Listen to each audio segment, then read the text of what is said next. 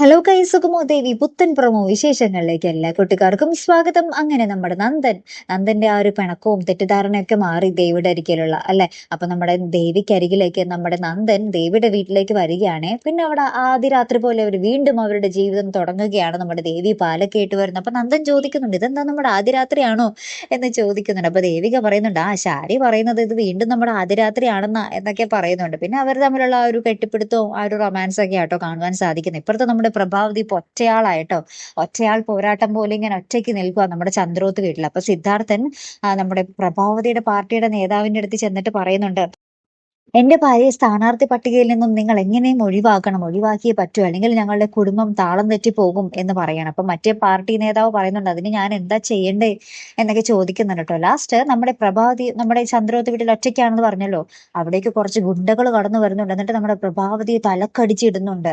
ഇനി നമ്മുടെ അരുന്ധതിയുടെ ആളുകളായിരിക്കുമോ? അരുന്ധതി പറഞ്ഞിരുന്നു മത്സരിപ്പിക്കാൻ, പ്രഭാവതി മത്സരിക്കാതിരിക്കാൻ താൻ പലതും ചെയ്യും അല്ലെ, പ്രഭാവതിയെ കൊന്നുകളയുന്ന വരെ അരുന്ധതി പറഞ്ഞിരുന്നു. അപ്പൊ നമ്മുടെ അരുന്ധതിയുടെ ആൾക്കാരായിരിക്കുമോ നമ്മുടെ പ്രഭാവതി അടിച്ചിട്ടത്?